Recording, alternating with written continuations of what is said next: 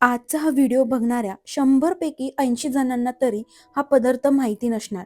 कारण आज आपण करतोय हदग्यांच्या फुलांची वडी. मार्केटमध्ये सध्या हदग्यांची फुलं मिळत आहेत. तर त्याचपासून आज आपण बाहेरून कुरकुरीत आणि आतून मऊ अशा वड्या करणार आहोत. ही आहेत हदग्यांची फुलं.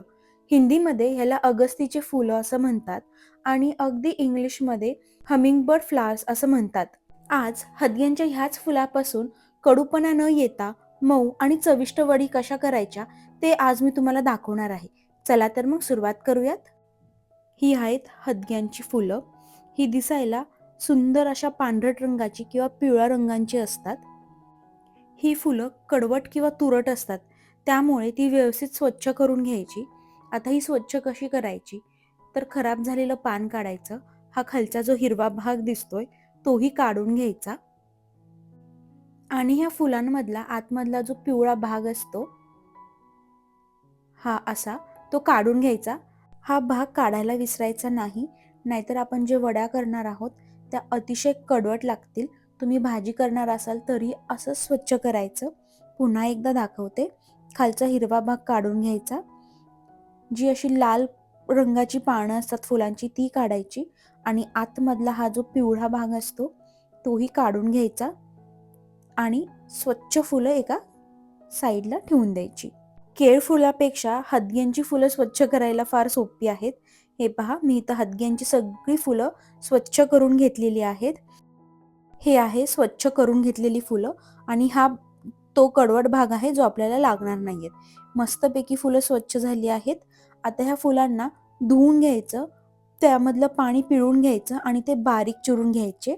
आपल्याला इथे 1 कप हदग्यांची फुलं लागणार आहेत बारीक चिरून घेतलेली. 1 कप बारीक चिरलेल्या हदग्यांच्या फुलांमध्ये 2 ते 3 टेबलस्पून आपल्याला बारीक चिरून घेतलेली कोथिंबीर घालायची आहे. त्याचबरोबर इथे 1 कप बेसन पीठ घेतलेलं आहे. जेवढी हदग्यांच्या फुलांचं प्रमाण आहे तेवढंच बेसन पिठाचं प्रमाण आहे. नंतर ह्यामध्ये घालायचं आहे 1 टीस्पून आलं लसणाची पेस्ट, पाव टीस्पून हळद, 1 टीस्पून लाल तिखट किंवा मग कांदा लसूण मसाला, अगदी थोडंसं चिमूटभर बेकिंग सोडा. सोडा घातल्यामुळं बेसन मस्त फुलतं आणि वड्या मऊ होतात. खायचा सोडा घालून झाला की यामध्ये घालायचं आहे चवीपुरतं मीठ आणि थोडीशी साखर, अर्धा ते 1 टीस्पून साखर घालायची आहे आणि त्याचबरोबर 1 टेबलस्पून दही. आता वड्या करताना दही घालण्याची 2 कारणं. एक म्हणजे आपण जो सोडा घातला आहे तो ॲक्टिव्हेट होतो आणि दुसरं म्हणजे वड्या मऊ होतात. चला, सगळे जिन्नस घातल्यानंतरून थोडं थोडं पाणी घालून आपल्याला मीडियम कन्सिस्टन्सीचं बॅटर तयार करायचं आहे. हो, ह्याच्या वड्याच करायच्या आहेत, पण मी घट्ट पीठ वड्यांचं कधीही मळत नाही, कारण की थंड झाल्यानंतरून त्या कोरड्या लागतात. त्यामध्ये थोडंसं पाणी असलं, मॉइश्चर असलं की बेसन व्यवस्थित फुलतं आणि वड्याही मऊ होतात. बरं, तुम्हाला सर्वात महत्त्वाची टिप्स सांगते. फुलं धुण्याची आणि त्याच्यातून पाणी पिळून काढण्याची एक योग्य पद्धत आहे. फुलं एकदम जोरात पिळायची नाहीत, हातात घेऊन हलकीशी दाबायची. फुले जर जास्त चिरडली तर ह्यांची चव बदलते. हे पहा, अशा कन्सिस्टन्सीचं आपल्याला बॅटर बनवायचं आहे. ना जास्त घट्ट ना जास्त पातळ. आता स्टीमरची प्लेट घ्यायची ज्यामध्ये आपण वड्या स्टीम करणार आहोत. खाली तळाला व्यवस्थित तेल लावून घ्यायचं. सगळीकडे व्यवस्थित तेल लावून झालं की आपण जे पीठ तयार केलेलं आहे हदग्यांच्या फुलांच्या वड्यांचं ते यामध्ये घालायचं आणि सर्व बाजूने एकसारखं पसरून घ्यायचं. कुठेतरी जास्त पसरवलंय, कुठेतरी कमी पसरवलंय असं करायचं नाही.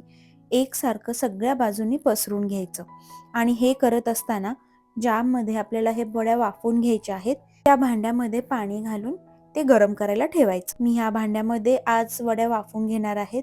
पाणी व्यवस्थित उकळलेलं आहे.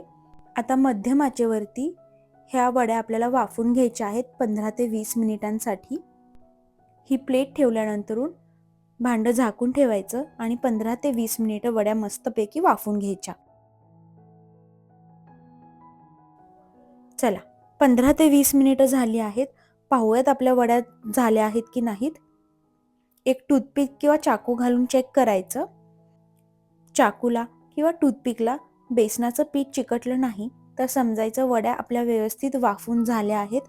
आता ह्या काढून पूर्णपणे थंड होऊन द्यायच्या आणि मगच ह्याच्या वड्या पाडायच्या. गरम गरम असताना वड्या पाडू नका, नाहीतर वड्या मोडू शकतात. वाफून झाल्यावर, पूर्ण थंड झाल्यावरच कापायचं. गरम असताना कापल्या तर त्या तुटतात. लहान मोठ्या तुम्हाला हव्या तशा तुम्ही ह्याच्या वड्या कट करू शकता. आता तुम्ही हे असंही खाऊ शकता. अतिशय चविष्ट लागतात ह्या वड्या. काहीतरी वेगळं आहे. कोथिंबीर वडी खातो आपण, शेपूची वडी खातो. हादग्यांच्या फुलांची ही वडी नक्की करून बघा, तुम्हाला नक्कीच आवडेल. हे पहा, मस्तपैकी ह्याच्या वड्या कट करून झालेल्या आहेत. अगदी सहजपणे ह्याच्या वड्या पडतात. हे पहा, मस्त वड्या तयार झाल्या आहेत.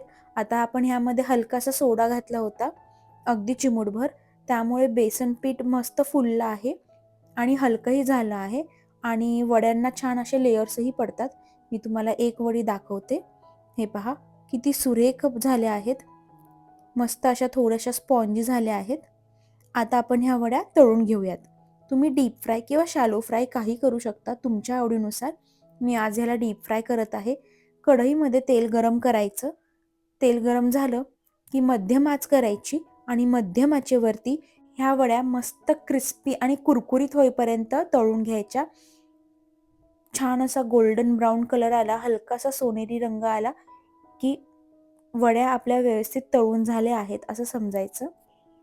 हे पहा, छान कलर आला आहे गोल्डन ब्राऊन दोन्ही साईडनी. आता ह्या वड्या आपण काढून घेऊयात. बाहेरून कुरकुरीत आणि आतून मऊ अशा परफेक्ट वड्या तयार होतात ह्या. तुम्ही पाहू शकता, रंग सुरेख आलेला आहे. वड्या व्यवस्थित आपल्या निघाल्या आहेत. पीठ आपण जे तयार केलं होतं तेही अगदी परफेक्ट आहे. आजच्या पिढीला मॉडर्न फूड तर माहीत आहे, पण पारंपरिक जी आपली चव आहे, जे आपले पदार्थ आहेत ते माहिती करून देणं आपलं काम आहे, असं मला कुठेतरी वाटतं. हे पहा, वड्यांचा कुरकुरीतपणा ऐका, अतिशय सुंदर झाल्या आहेत वड्या. तर मग ह्या हिवाळ्यात जोपर्यंत हदग्यांच्या फुलांचा मौसम आहे किंवा बाजारात तुम्हाला जर कुठे आता हदग्यांची फुलं दिसली तर ती नक्की आणा आणि ह्या खमंग चविष्ट वड्या नक्की करून बघा. जर रेसिपी आवडली असेल तर चॅनलला लाईक, शेअर आणि सबस्क्राईब करायलाही विसरू नका. पुन्हा भेटूया, तोपर्यंत बाय.